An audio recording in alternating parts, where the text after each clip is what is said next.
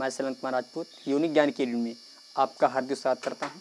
और जो है आज हम लोग समझेंगे संधारित्र एवं परावैद्युत का पार्ट जो है 3 और पार्ट 3 या 4 जो भी है। और इस पार्ट में हम लोग समझेंगे संधारित्र की जो है धारिता को भिन्न भिन्न स्थितियों में निकाल करके देखेंगे।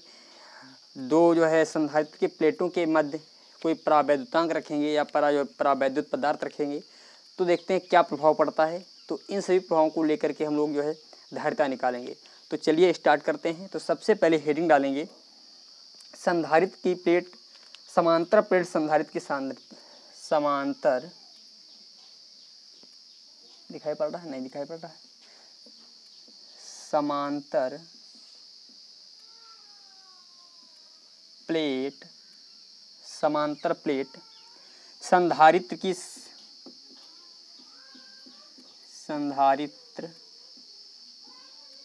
धारिता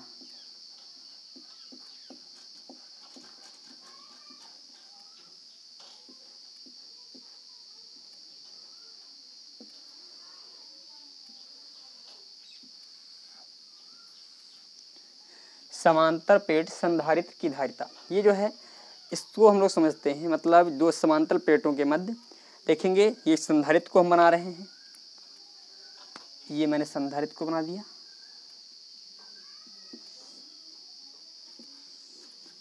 ये हमारा जो है ये प्लेटें बन गई दो हमारी।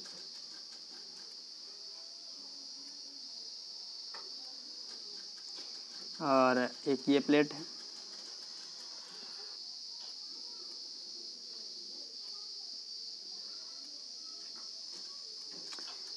तो ये मैंने बना दी है संधारित्र की प्लेट और एक प्लेट इधर हो जाएगी।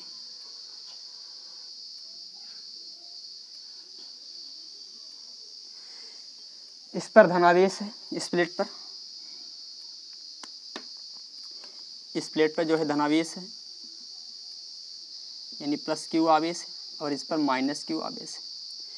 अब इस पर प्लस क्यू आवेश है और इस पर माइनस क्यू आवेश है और इनके मध्य जो है वैद्युत बल रेखाओं की जो दिशा होती है वो वैद्युत बल रेखाओं की दिशा इस प्रकार होगी। मतलब इनके मध्य वैद्युत बल रेखाएं ये इस प्रकार चलेंगी, ये ऐसे, ये इनके मध्य वैद्युत बल रेखाओं की दिशा ये हो जाएगी,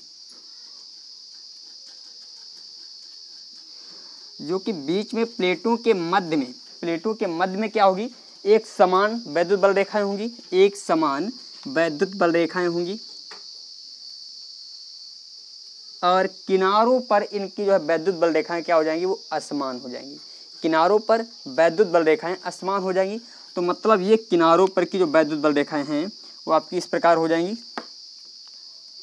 ये देखिए यहाँ पर कम ज़्यादा हो सकती हैं, ये इस प्रकार हो जाएंगी, ठीक है। ये इस प्रकार, यहाँ पर भी इस प्रकार हो जाएंगी। इस समय हमें इसकी संधारित्र की धारिता ज्ञात करनी है। इसके मध्य कोई जो है हमने परावैद्युतांक रख दिया है। मान लेते हैं इसका जो कोई परावैद्युत रखा है, इसका जो परावैद्युतांक जो है के है। कोई माध्यम रखा है जिसका परावैद्युतांक क्या है, के है। अब इसमें थ्योरी लिखना चाहें तो लिखेंगे एक संधारित्र की दो प्लेटें एक्स और वाई हैं। एक संधारित्र की दो प्लेटें एक्स और वाई हैं, यक्स हैं और वाई हैं और इन दोनों प्लेटों पर समान परंतु विपरीत आवेश है। इन दोनों प्लेटों के मध्य की जो दूरी है वो स्मॉल डी है। इन दोनों प्लेटों के मध्य की जो दूरी है वो स्मॉल डी है, ठीक है। इन दोनों प्लेटों के मध्य में वैद्युत क्षेत्र समान है। प्लेटों के मध्य में वैद्युत क्षेत्र समान है और किनारों पर क्या है, असमान है। ये इतना लिखेंगे, किनारों पर क्या है, असमान है। अब परावैद्युतांक, बीच में परावैद्युतांक होने की स्थिति में हमें इस संधारित्र की धारिता ज्ञात करनी है। लिखेंगे। अब मान लेते हैं प्लेटों के मध्य, यहाँ पर किसी बिंदु पर, ये मान लें कोई ये बिंदु मान लेते हैं, यहाँ पर लिखते हैं। ये थ्योरी लिखने के पश्चात आप लोग क्या लिखेंगे, माना प्लेटों के मध्य वैद्युत क्षेत्र की तीव्रता, वैद्युत क्षेत्र की तीव्रता, इसको मैं मान लेता हूं, जो तीव्रता है हमारी वो ई मानता हूं, तीव्रता ई बराबर sigma by epsilon not, sigma by epsilon not. और ये कब है? जब सिग्मा बाई एप्सिलॉन नॉट, ये इसके लिए निर्वात के लिए है, परंतु यहाँ पर एक माध्यम को रखा गया है, ये जो है एक माध्यम रखा गया है, तो ई बराबर आ जाएगा सिग्मा बाई के एप्सिलॉन नॉट, सिग्मा बाई के एप्सिलॉन नॉट। ठीक है, सिग्मा बाई के एप्सिलॉन नॉट, ये क्या हो गया? ये हो गई वैद्युत क्षेत्र की तीव्रता संधारित्र की प्लेटों के मध्य किसी स्थान पर, संधारित्र की प्लेटों के मध्य किसी स्थान पर। अब देखिए, हमें मालूम है इस प्लेट का क्षेत्रफल ए है, दोनों प्लेटों का क्षेत्रफल क्या है? समान है, यानी ए है। तो इसका पृष्ठीय आवेश घनत्व क्या हो जाएगा? तो माना, लिख देते हैं, माना एक प्लेट का पृष्ठीय आवेश घनत्व, पृष्ठीय आवेश घनत्व मैंने मान लिया, जो पृष्ठीय आवेश घनत्व सिग्मा बराबर होता है क्यू बाई ए होता है, क्यू बाई ए होता है। अब यही सिग्मा का मान इस वाले फार्मूले में रखेंगे तो ई बराबर आ जाएगा, सिग्मा की जगह पर क्यू बाई ए रख देंगे और अपान है के एप्सिलॉन नॉट, और ये ऊपर चला जाएगा, इसकी गुणा इसके साथ हो जाएगी। तो यहाँ पर क्या हो जाएगा आगे चल कर के, क्यू बाई के सिग्मा के एप्सिलॉन नॉट इंटू ए, ये आ गई धारिता। क्या आ गई भैया? प्लेट, धारिता नहीं, प्लेटों के मध्य वैद्युत, प्लेटों के मध्य किसी बिंदु पर वैद्युत क्षेत्र की तीव्रता कब? जब इनके मध्य कोई परावैद्युत रखा है, उस समय ये जो है आ गई है क्या भैया? वैद्युत क्षेत्र की तीव्रता। तो ई बराबर जो हमारा निकल करके आया, ई बराबर जो निकल करके आया क्यू बाई के एप्सिलॉन नॉट ए, ये आ गई वैद्युत क्षेत्र की तीव्रता। ठीक है, ये हमारी क्या आ गई है? वैद्युत क्षेत्र की तीव्रता आ गई। अब देखें यहाँ पर, अब मान लेते हैं इनके मध्य की दूरी d है, इनके मध्य की दूरी d है और दोनों प्लेटों के मध्य विभवांतर क्या है? v है। माना, लिख लेते हैं, माना दोनों प्लेटों के मध्य की दूरी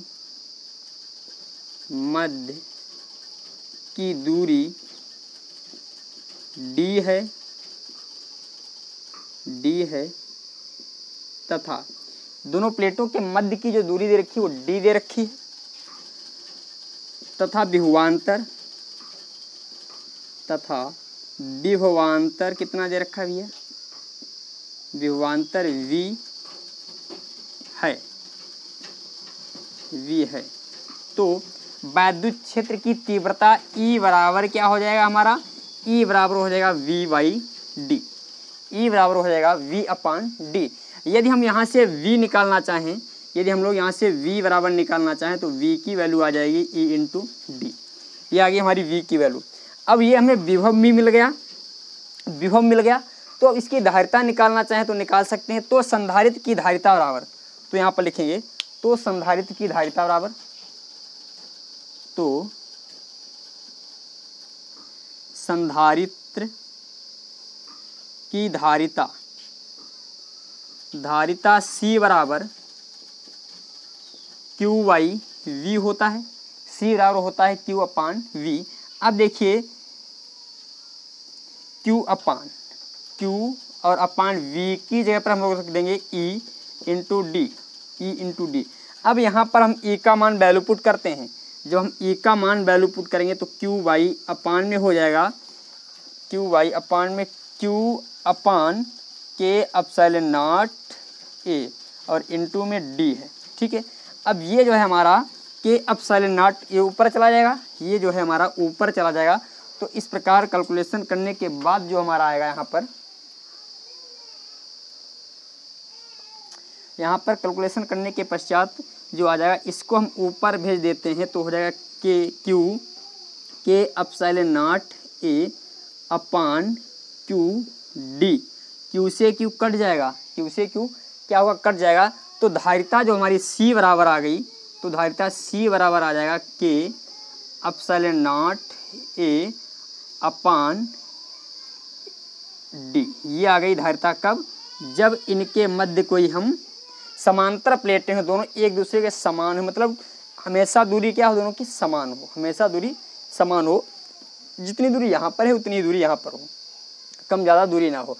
यदि इनके मध्य कोई परावैद्युत रख देते हैं तो उसकी धारिता निकालने के लिए ये वाला फार्मूला आएगा, या उसकी धारिता ये होगी। ठीक है, जहाँ पर ये ए क्या है, जहाँ पर ए हमारा है प्लेट का क्षेत्रफल, जहाँ ए प्लेट का क्षेत्रफल, प्लेट का क्षेत्रफल है, और के क्या है भैया, के परावैद्युतांक है, माध्यम का परावैद्युतांक है,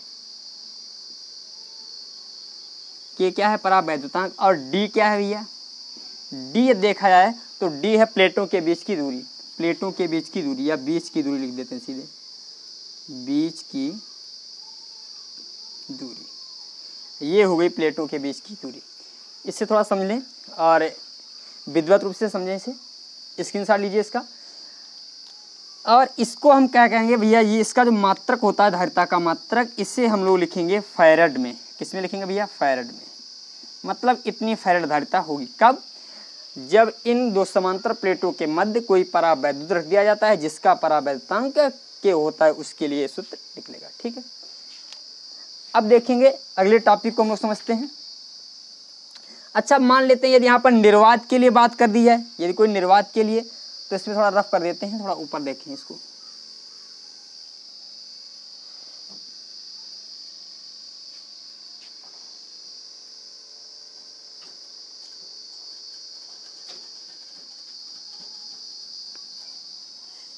मान लेते हैं यदि यही कार्य निर्वात के लिए हो जाए, तो निर्वात के लिए धारिता क्या हो जाएगी, यहाँ पर समझे। यहाँ पर इन प्लेटों के मध्य यदि कोई भी जो है, इन प्लेटों के मध्य कोई भी माध्यम ना हो, तो धारिता सी बराबर आ जाएगी, इसकी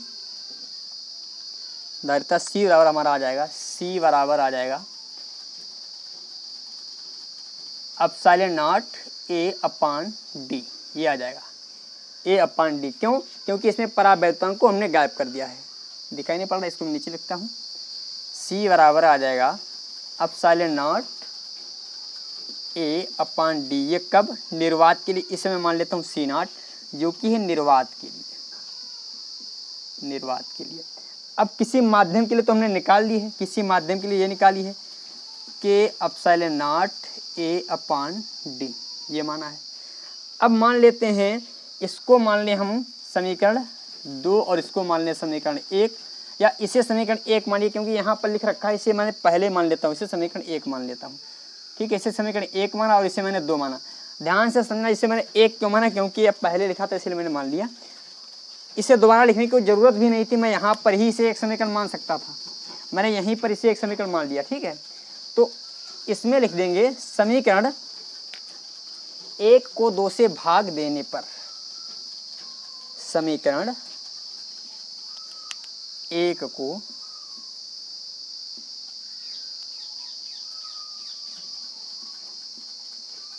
समीकरण 1 को 2 से भाग देने पर, समीकरण 1 को 2 से भाग देने पर समीकरण 1 जो हमारा दे रखा है सी है, सी बराबर दे रखा है के epsilon naught A upon D दे रखा है, और इसका मान सी नॉट बराबर दे रखा है क्या, epsilon naught A upon D दे रखा है। ये दोनों कट जाएंगे आपस में, तो सी बाई सी नॉट बराबर आ गया के। यदि किसी माध्यम की हम धारिता निकालना चाहें, किसी माध्यम की धारिता निकालना चाहें तो आ जाएगा के सी नॉट, किसी माध्यम की जो धारिता आ जाएगी के सी नॉट। तो इसमें हम लिख सकते हैं किसी माध्यम में संधारित्र की धारिता, किसी माध्यम में संधारित्र की धारिता संधारित्र की धारिता निर्वात की धारिता की के गुनी हो जाती है, निर्वात की धारिता की के गुनी हो जाती है। ठीक है, दिखाई पड़ रहा, बिल्कुल दिखाई पड़ रहा, थोड़ा समझ लें। चलो, और अब हम कुछ चीज़ें और समझते हैं। अब की बार क्या करेंगे, संधारित्र के मध्य एक छोटी सी प्लेट रखेंगे, पूरे बीच में नहीं, मतलब थोड़ी कम जगह में हम प्लेट रख देते हैं। एक ये संधारित्र है,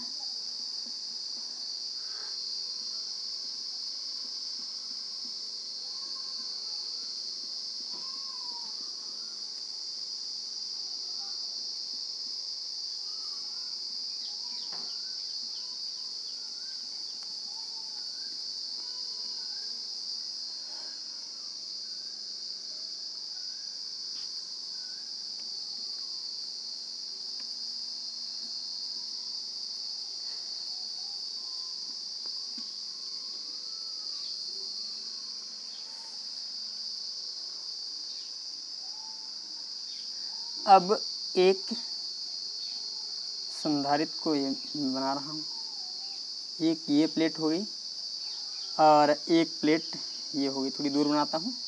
ठीक है, एक प्लेट ये हो गई।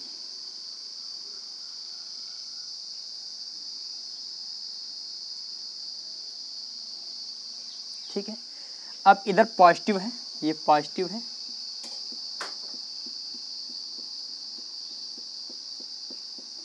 और प्रेरण के द्वारा जो इस पर आवेश आ जाता है माइनस का, इधर नेगेटिव आ जाएगा।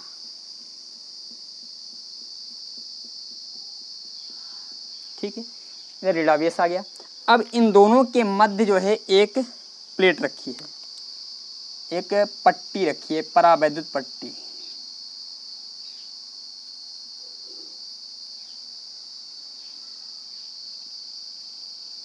ये जो है परावैद्युत पट्टी रखी है। इस पट्टी की जो मोटाई दे रखी है वो टी दे रखी है।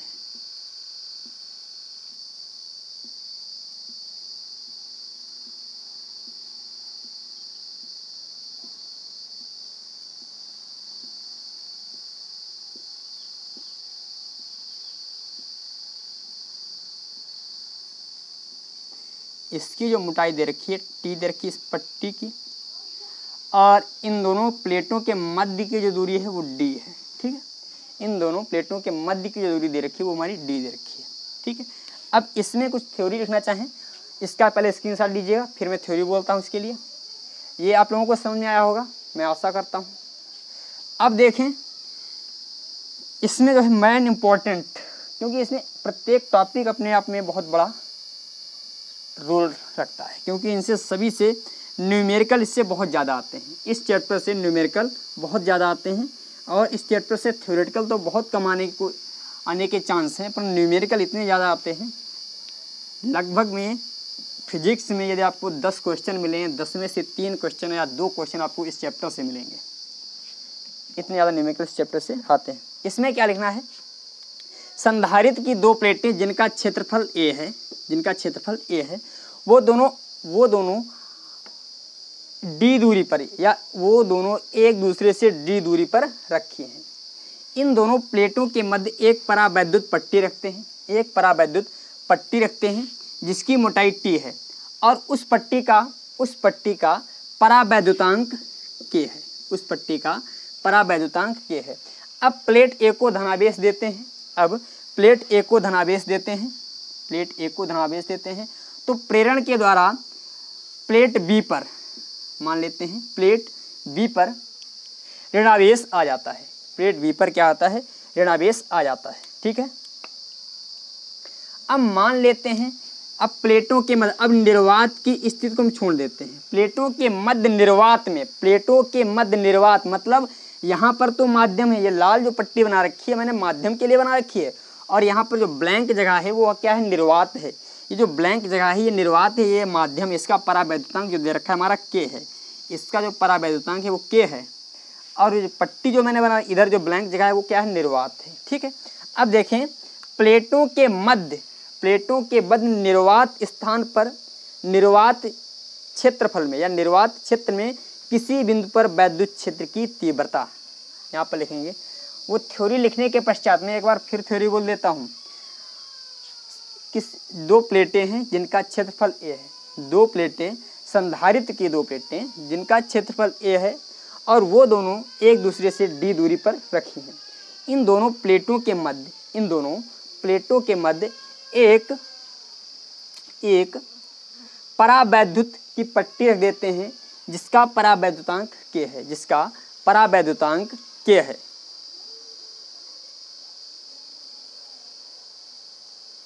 जिसका परावैद्युतांक k है और इस पट्टी की मोटाई जो है t है।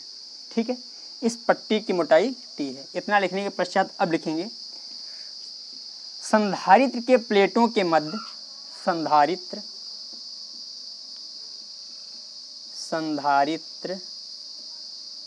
की प्लेटों के मध्य निर्वात स्थान में किसी बिंदु पर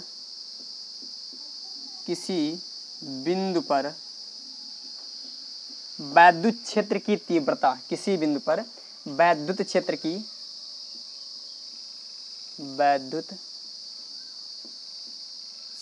की तीव्रता, वैद्युत क्षेत्र की तीव्रता ई नॉट बराबर मान लेते हैं। निर्वात के लिए निकालें तो ई नॉट हो जाएगी, तो ई नॉट बराबर हो जाएगा आपका क्यू वाई या सिग्मा वाई एप्सिलॉन नॉट होता है।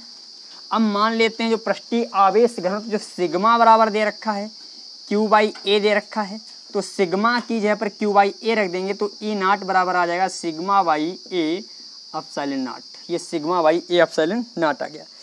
अब मान लेते हैं इनके मध्य, भाई ये तो हमारा निर्वात में निकला। अब यहाँ पर किसी माध्यम, यदि इनके मध्य कोई माध्यम है तो उस माध्यम के लिए निकाल लेते हैं। यदि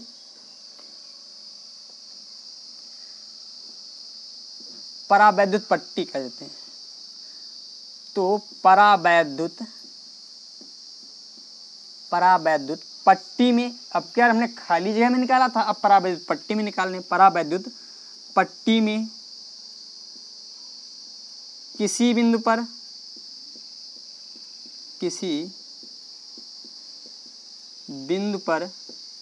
परावैद्युत पट्टी में किसी बिंदु पर, तो परावैद्युत पट्टी में किसी बिंदु पर वैद्युत क्षेत्र की तीव्रता, वैद्युत क्षेत्र की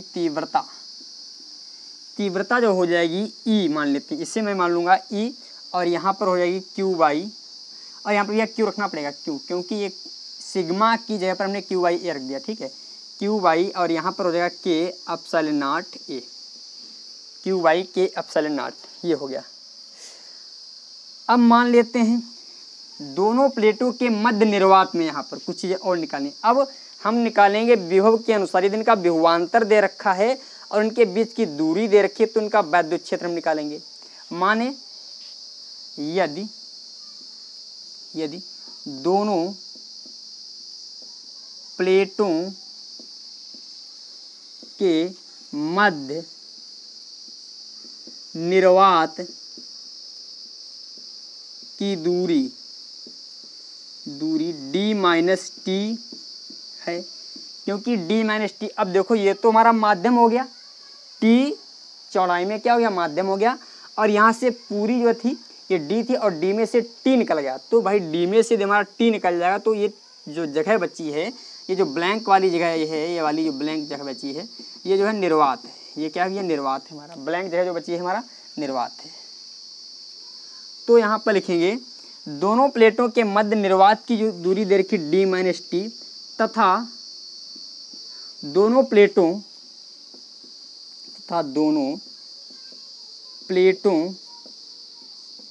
के मध्य विभव v है। तो अब दोनों प्लेटों के मध्य जो विभव दे रखा है या विभवांतर दे रखा है, कितना दे रखा है, विभवांतर हमारा दे रखा है भैया v।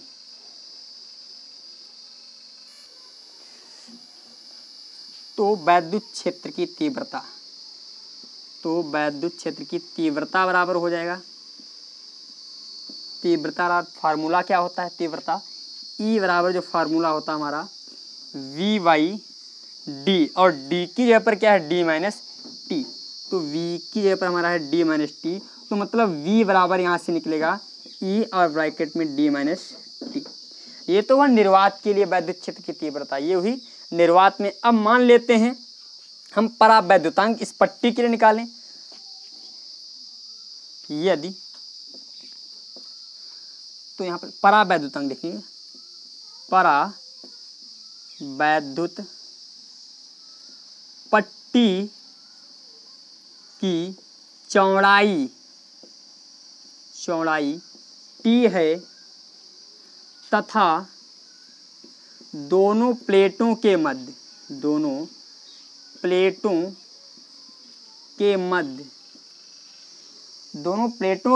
जो विभवांतर दे रखा है वो बी दे रखा है। दोनों प्लेटों के मध्य विभवांतर हमारा वी है, तो तीव्रता ई बराबर आ जाएगा हमारा v बाई टी। यदि यहाँ से हम v का मान निकालेंगे तो v बराबर आ जाएगा ई टी। v बराबर क्या आ जाएगा भैया, ई टी आ जाएगा। ठीक है, अब मान लेते हैं परिणामी विभव निकाल लेते हैं। ये हमने इसका निर्वात का विभव जोड़ लिया और इसका विभव जोड़ लिया, तो इन दोनों का हम परिणामी विभव निकालेंगे। तो परिणामी विभव निकालने के लिए क्या करते हैं, दोनों विभवों को हम जोड़ देते हैं भाई, निर्वात का विभव और इस पट्टी का विभव, दोनों का विभव जोड़ दें तो हमें क्या मिल जाएगा, परिणामी विभव मिल जाएगा। तो परिणामी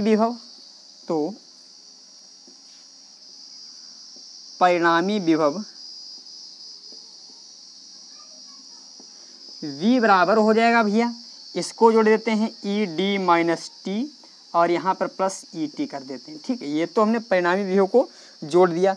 अब यहाँ पर हम ई का मान रख देते हैं, यहाँ पर ई का मान रख दें। तो ई का मान क्या दे रखा है, देखिए ई का मान जो हमारा दे रखा है, और ये किसके लिए भैया, निर्वात के लिए। तो निर्वात के लिए हमारा ई का मान क्या है भैया, निर्वात के लिए क्यू बाई, क्योंकि ये निर्वात की स्थिति है तो Q by A epsilon not हो जाएगा, और यहाँ पर डी माइनस टी, और यहाँ पर जो स्थिति दे रखी है वो माध्यम की दे रखी है, और माध्यम के लिए वैद्युत क्षेत्र जो हमारा निकला है वो ये निकला है। तो यहाँ पर प्लस का कर देंगे क्यू बाई के एप्सिलॉन नॉट और इनटू में ए, और यहाँ पर कर देंगे टी। ये जो है हमारा निर्वात के लिए, ये वाला ये जो निर्वात के लिए है, और ये जो है माध्यम के लिए है।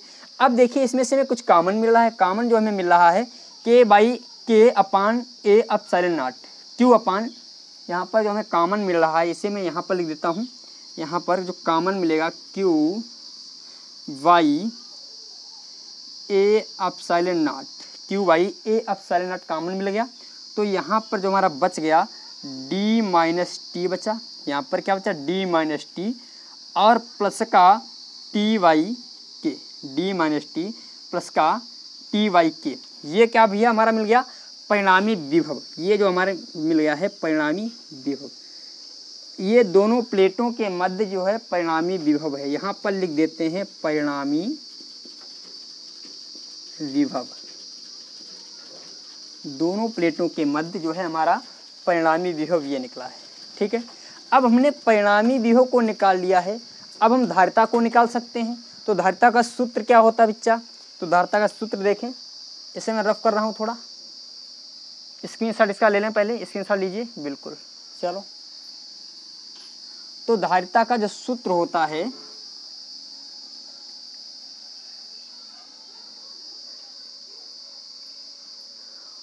तो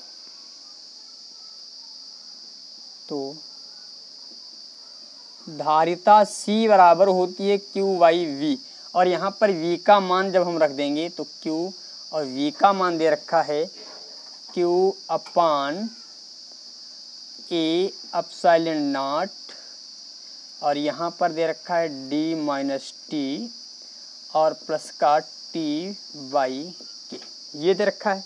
जब इसे सॉल्व करेंगे तो देखिए ये एप्सिलॉन नॉट हमारा क्या होगा, ये एप्सिलॉन नॉट हमारा ऊपर चला जाएगा, एप्सिलॉन नॉट हमारा ऊपर चला जाएगा। देखिए तो C बराबर जो हमारा आ जाएगा, यहाँ पर इसी को मैं एरो लगा के लिख देता हूँ, तो यहाँ पर आ जाएगा Q से Q हमारा कट जाएगा, तो यहाँ पर जो A एप्सिलॉन नॉट अपान आ जाएगा D minus T plus T by के, ये आ गया। ये जो आई है हमारी धारिता आई है, ये प्लेटों के मध्य जो है धारिता हमारी ये वाली आ गई, यानी C बराबर जो हमारी धारिता आ गई है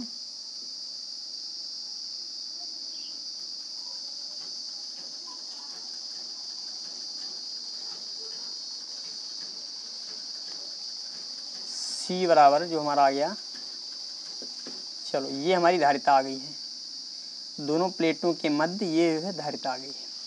अब कुछ स्थितियां हम लोग समझते हैं, इनके लिए कुछ स्थितियां भी हो सकती हैं। मतलब ये तो धारिता हमें मिल गई, तो धारिता C बराबर हमें क्या मिल गया। अब मैं इसको थोड़ा बंद कर देता हूँ, लाल वाले को चलाता हूँ, लाल मार्कर को चलाता हूँ ज़्यादा। तो जो धारिता C बराबर हमें मिल गया, C बराबर क्या निकला है, A एप्सिलॉन नॉट अपान में D माइनस टी, और यहाँ पर हो जाएगा टी बाई के, ये हमें मिल गई है धारिता। अब कुछ स्थितियाँ इसकी जो हैं, ये तो धारिता का सूत्र हो गया। अब मान लेते हैं कुछ स्थितियाँ यदि मिल जाएँ, यदि कहीं पर एक सूत्र दे दे डी और टी की वैल्यू क्या हो जाए, जो है समान हो जाए, डी और टी की वैल्यू क्या हो जाए, समान हो जाए। यदि मान ले डी बराबर टी, मतलब ये है कि पूरी जगह में हम क्या करें, पूरी जगह में यानी जितनी जो है ये डी जो है इसके बीच की चौड़ाई जो डी दे रखी है, यानी जो है बीच की जो खाली जगह वो डी दे रखी है, और ये इस पट्टी को भी हम बढ़ा करके इतना कर दें, इतना बड़ा कर दें, तो मतलब पूरी चौड़ाई हो जाएगी पट्टी की भी, तो मतलब डी बराबर हो जाएगा टी। तो भैया तो धारिता क्या हो जाएगी, यदि यहाँ पर स्थिति नंबर एक में यदि डी बराबर टी, तो धारिता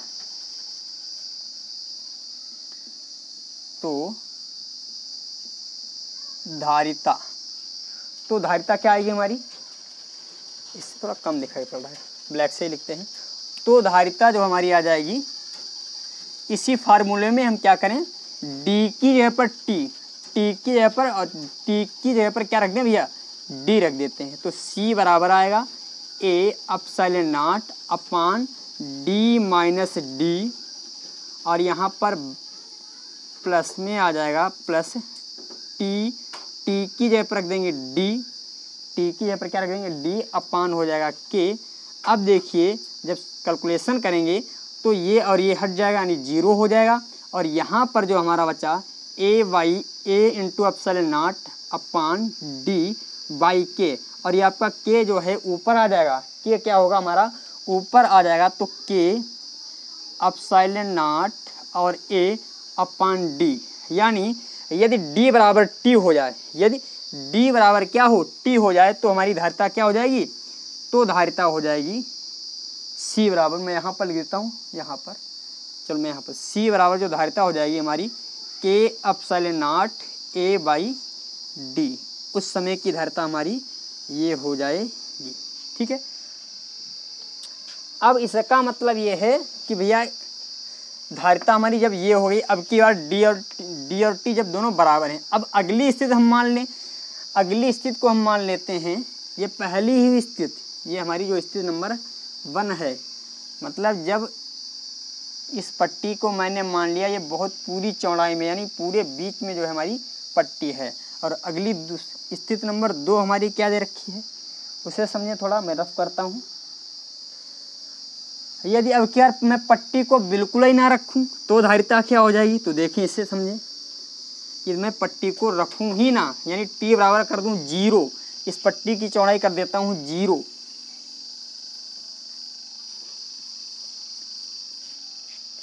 यदि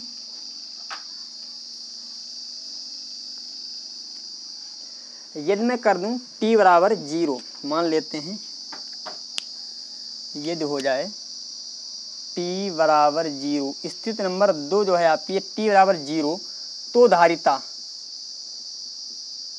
धारिता क्या हो जाएगी, तो सूत्र हमारा जो निकला था A एप्सिलॉन नॉट अपान में डी माइनस टी और प्लस का डी बाई टी, यही निकला, डी बाई के निकला, नहीं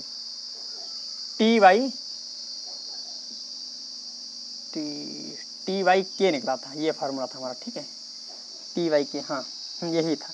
अब की बार टी बराबर 0, यानी जहाँ पर टी दे रखा है वहाँ पर क्या रख दें, हम 0 रख दें, तो भैया ए एप्सिलॉन नॉट हो जाएगा अपान डी माइनस टी की जगह पर हम 0 रख दें और प्लस टी की जगह पर फिर 0 रख दें, अपान कर देते हैं के।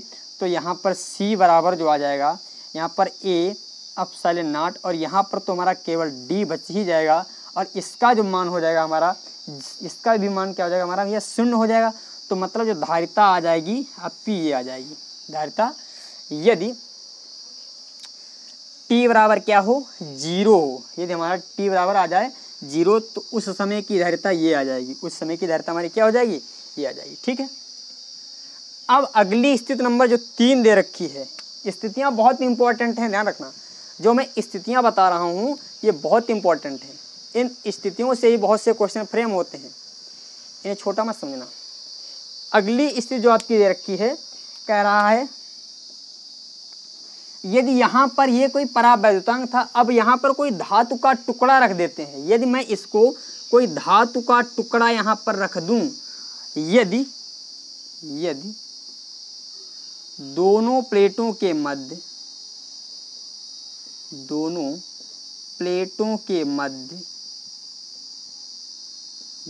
यदि दोनों प्लेटों के मध्य कोई धातु का टुकड़ा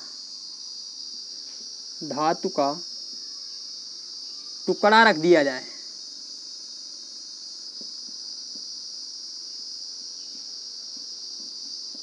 धातु का टुकड़ा रख दिया जाए, अर्थात हम कह सकते हैं धातु का जो परावैद्युतांक होता है के इनफिनाइट होता है, यानी अनंत होता है। तो जहाँ पर के दे रखा है वहाँ पर हम क्या रख देंगे, इनफिनाइट रख देंगे। तो भैया देखिए फार्मूला हमारा क्या हो जाएगा, सी बराबर होता है ए epsilon naught upon D minus T और प्लस में होता है टी वाई के होता है, प्लस का टी वाई के होता है। तो अब हमें रखना क्या है, के की जगह पर अनंत रखना है, नहीं इन्फिनाइट रखना है। तो ए एप्सिलॉन नॉट हो जाएगा अपान डी माइनस टी और यहाँ पर हो जाएगा टी वाई इन्फिनाइट। तो सी बराबर जो हमारा फार्मूला निकला A by epsilon naught upon D minus T, यानी उसके मध्य कब, यदि यहाँ पर कोई धातु का टुकड़ा रख दिया जाए तब जो है हमारी धारिता के लिए ये वाला सूत्र निकलेगा। यानी जो सूत्र निकल के आया सी बराबर, हमारा फाइनल जो सूत्र निकला सी बराबर ए epsilon naught upon D minus T, ये वाला फार्मूला निकल करके आया। ये कब के लिए है, ये उस स्थिति के लिए है जब इन दोनों प्लेटों के मध्य कोई धातु का टुकड़ा रखा जाता है या कोई धातु का माध्यम रख दिया जाए। अगली स्थिति मान लेते हैं यदि इनके मध्य कई ऐसी पट्टियां रख दी हैं जिनका परावैद्युतांक क्या हो, अलग अलग हो। मैं स्थितियां बता रहा हूँ एक एक। अब मान लेते हैं पहले तो मैंने एक रखी और अब की बार मैं कई पट्टियां रख दूंगा जिनका परावैद्युतांक क्या होगा, अलग अलग होगा और उनकी मोटाई भी क्या हो, अलग अलग हो। तब धारिता कैसे निकालेंगे, तो देखें इसे समझें। तरफ कर रहा हूँ इसे मैं।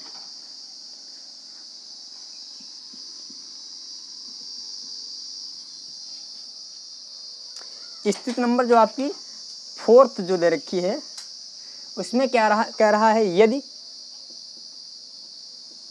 प्लेटों के मध्य भिन्न भिन्न परावैद्युतांक वाली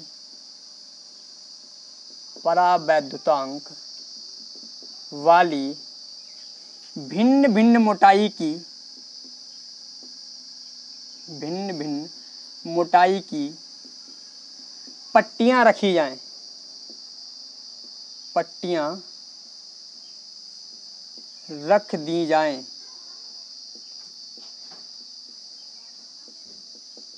तो धारिता के लिए क्या हो जाएगा भैया, फार्मूला धारिता के लिए हमने ये निकाला C Y A epsilon naught upon D minus T और प्लस का टी वाई के है, ये फार्मूला है हमारा। अब मैंने बताया क्या है, यहाँ पर भिन्न भिन्न जो है रखी हैं।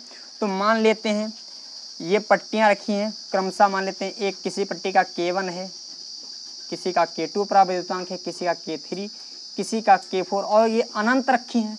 और इनकी जो मोटाई दे रखी है T1 है, इसकी T2 है और इसकी T3 है और इसकी T4 है, डॉट डॉट, चाहे जितनी भी हो सकती, कितनी भी पट्टियाँ रख दें। तो उसके लिए धारिता हम लोग कैसे निकालेंगे? तो इसके लिए फार्मूला एक सिंपल सा आ जाएगा, A Y epsilon naught upon D minus, अब टी की जगह पर हमें क्या रखना है? T1 plus T2 plus T3 plus T4 dot dot जितनी भी पट्टियाँ रखी गई हैं, और आगे प्लस, इसे बंद कर दो प्लस का, और भैया यहाँ पर T1 की यहाँ पर T1 by K1 plus T2 by K2 plus T3 by K3 dot dot, ये कितनी भी हो जाए, ये जो है धारिता का सूत्र हो जाएगा।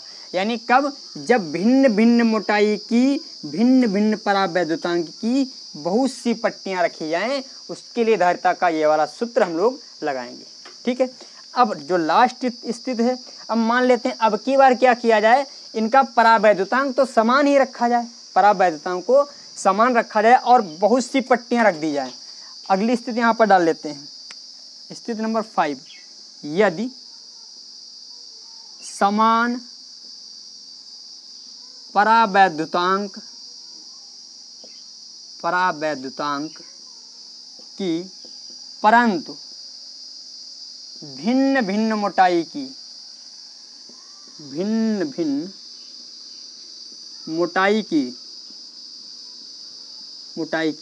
पट्टियाँ रखी जाएं,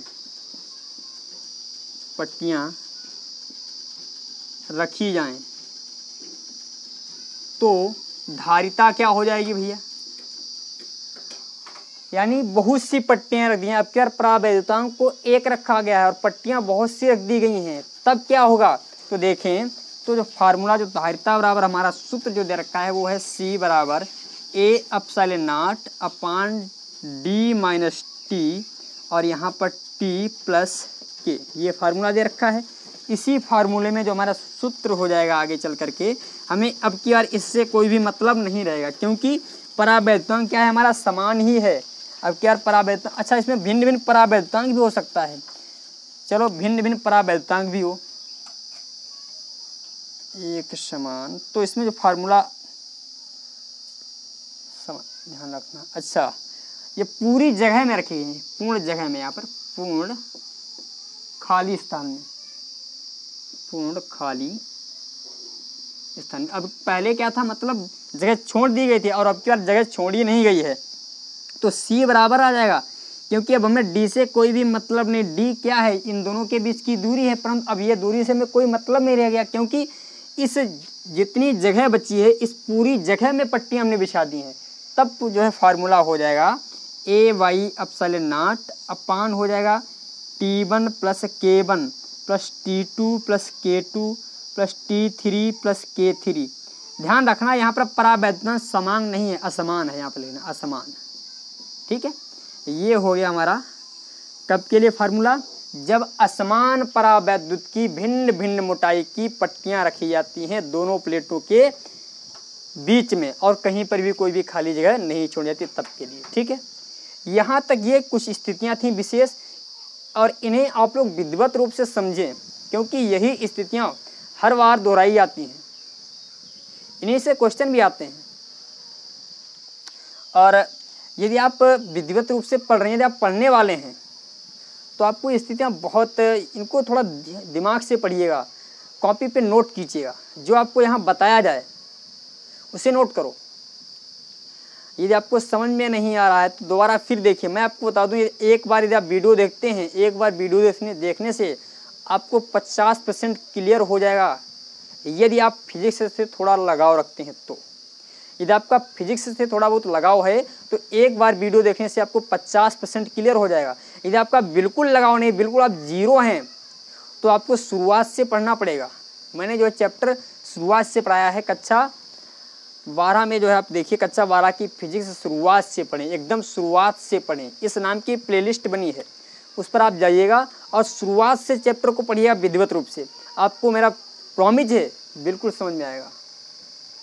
ठीक है, अब मान लेते हैं आपके 50% एक बार में क्लियर होता है, दूसरी बार यदि इसे आप देखेंगे तो 70% होती है। आपने 3 बार देख ली वीडियो, यदि आपको फिजिक्स से थोड़ा बहुत लगाव है, तो आपको ये मेरा प्रॉमिस है आप 95% को करेक्ट कर देंगे। यदि आपको 95% आपकी फिजिक्स की तैयारी हो गई तो तय मानिए आप 95% आपने तैयारी की है तो 90% आपको मार्क लाने से कोई भी रोक नहीं सकता।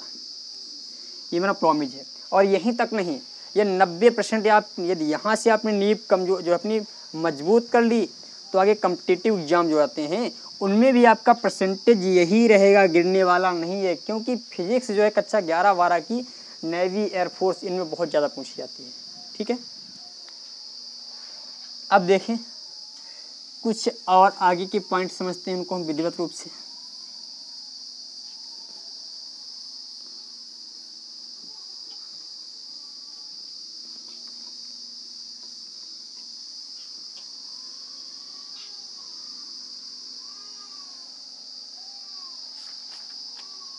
संधारित्रों का समायोजन। अब जो है इस जो टॉपिक पढ़ने चलने हम लोग, इस टॉपिक से बहुत से क्वेश्चन पूछे जाते हैं और ये टॉपिक हो सकता है ना आप पूछा जाए एग्जाम में, परंतु इससे क्वेश्चन हर वर्ष आते हैं, 2 या 2 से अधिक हर वर्ष आते हैं। तो डालिएगा संधारित्रों का संयोजन या संधारित्रों के संयोजन, संधारित्रों का संयोजन। संधारित्रों को जोड़ा कैसे जाता है, संधारित्र को हम जो है जोड़ेंगे कैसे। तो संधारित्रों को जोड़ने के 2 क्रम होते हैं। एक पहला क्रम होता है श्रेणी क्रम, दूसरा क्रम होता है समांतर क्रम। पहला क्रम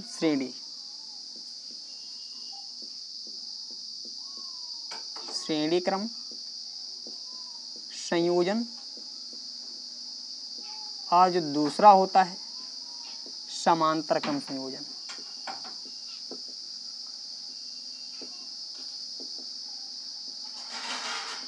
अच्छा, इनको जोड़ने की ज़रूरत क्यों पड़ गई?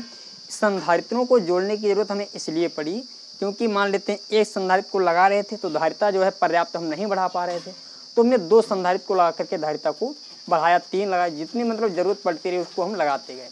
इस प्रकार धारिताओं को हम क्या करते गए, बढ़ाते गए। तो अब डालेंगे श्रेणी क्रम संयोजन।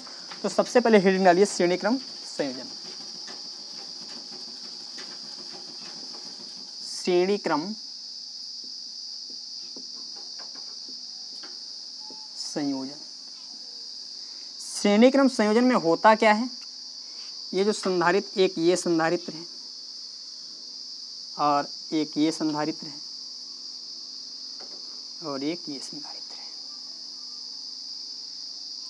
और इन सभी संधारित्रों का जो विभव जो दे रखा है वो अलग अलग है। इन संधारित्रों का इसका जो विभव है V1 है, इसका V2 है और इसका V3 है। अब इस संधारित्र यानी पहले संधारित्र, इसकी धारिता जो है C1 है, इसकी धारिता C2 है और इसकी धारिता C3 है। अब ध्यान ये रखना है, परंतु इनको जो आवेश दिया गया है वो आवेश क्या है, इनका सभी का आवेश जो है बराबर है। इस पर +Q दिया गया है और प्रेरण के द्वारा इस पर -Q आ गया। अब इस पर -Q आ गया तो प्रेरण के द्वारा फिर इस पर +Q आ गया।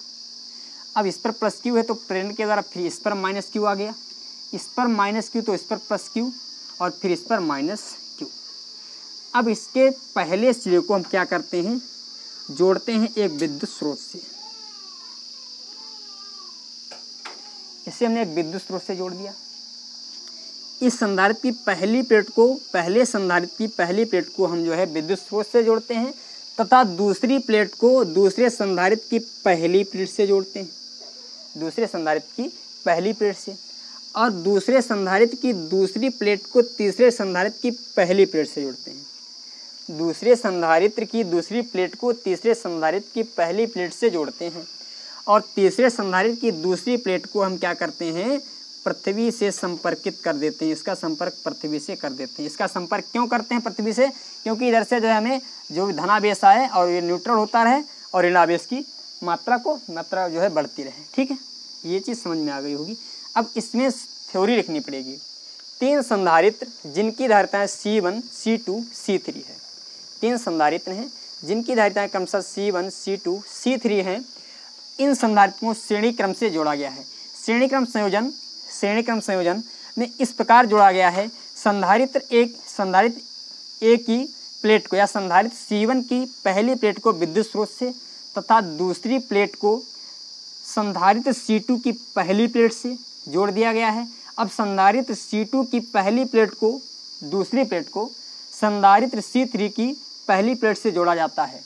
यही क्रियाकलाप, यही क्रम बराबर चलता रहता है और अंत में लगे संधारित्र की प्लेट को हम पृथ्वी से संपर्कित कर देते हैं, पृथ्वी से संपर्कित कर देते हैं।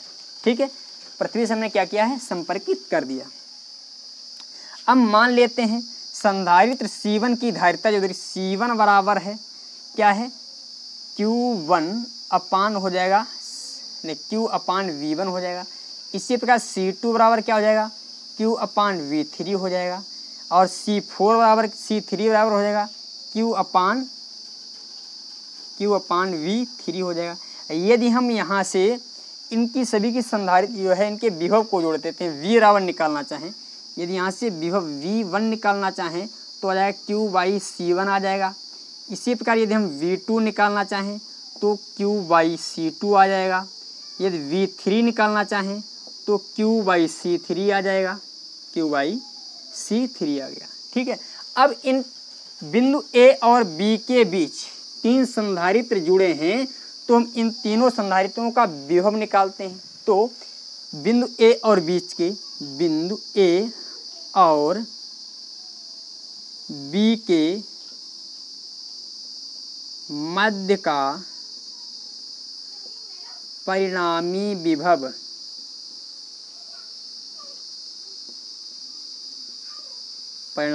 V है। तो V बराबर हम मान लेंगे V1 को जोड़ देंगे, V2 को जोड़ देंगे और V3 को जोड़ देंगे।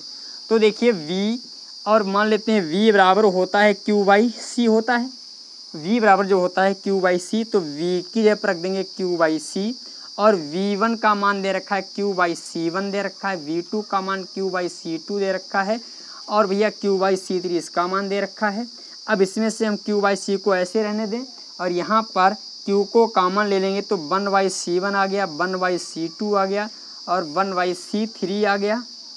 इससे ये कट जाएगा तो फार्मूला जो हमारा आ गया 1 बाई C बराबर आ गया 1 by C1 plus 1 by C2 और प्लस 1 बाई C3। ये जो है हमारा क्या आ गया, फार्मूला आ गया। यानी यदि श्रेणी क्रम में संधारित्रों को संयोजित किया जाता है और उनकी कुल धारिता को हम इस प्रकार निकालेंगे, इस फार्मूले के अनुसार हम लोग निकाल सकते हैं। ठीक है, आज का सेशन यहीं तक, फिर मिलते हैं अगली वीडियो में, तब तक के लिए आपको नमस्कार। फिर वही रिक्वेस्ट मैं आप लोगों से हर बार कहता हूं, हमारे चैनल यूनिक ज्ञान अकेडमी को आप लोग सब्सक्राइब करें और अपने दोस्तों तक शेयर करें और उनसे भी कहें, प्रमोट करें, वो भी सब्सक्राइब करें। और यदि आप हैंड रिटन नोट्स चाहते हैं तो 9118920840 पर व्हाट्सएप करें, जो कि ये है 9118920840। इससे आप व्हाट्सएप करके PDF प्राप्त कर सकते हैं। थैंक यू, फिर मिलेंगे अगली वीडियो में, तब तक के लिए आपको नमस्कार।